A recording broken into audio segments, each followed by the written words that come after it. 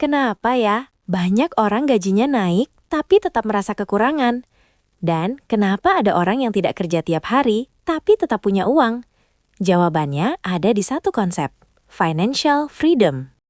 Di video ini, kita bakal bahas apa itu financial freedom dengan cara paling sederhana, dan kenapa banyak orang gagal mencapainya.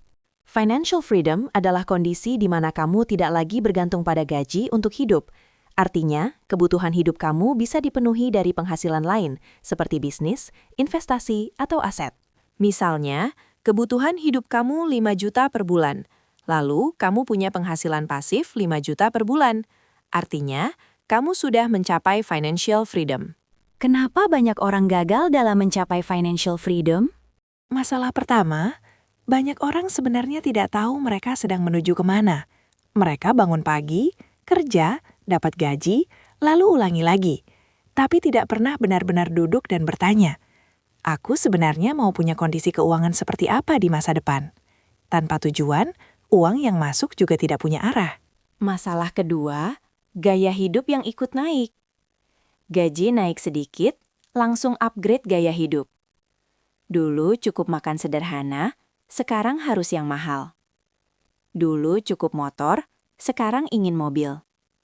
Akhirnya, penghasilan bertambah, tapi tidak pernah benar-benar merasa cukup. Ini yang bikin banyak orang terjebak tanpa mereka sadari.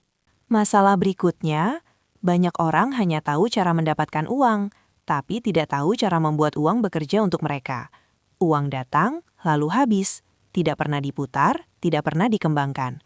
Padahal, orang yang mencapai financial freedom bukan bekerja lebih keras, tapi membuat uangnya yang bekerja. Dan yang paling sering terjadi, mereka tidak punya aset. Semua uang habis untuk hal yang nilainya terus turun. Padahal aset itu adalah sesuatu yang bisa menghasilkan uang kembali. Tanpa aset, kamu akan terus menukar waktu dengan uang. Dan itu artinya kamu akan terus bekerja.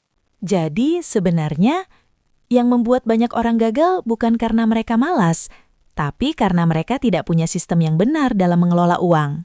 Financial freedom bukan tentang seberapa besar gaji kamu, tapi tentang seberapa pintar kamu mengelola dan mengembangkan uang.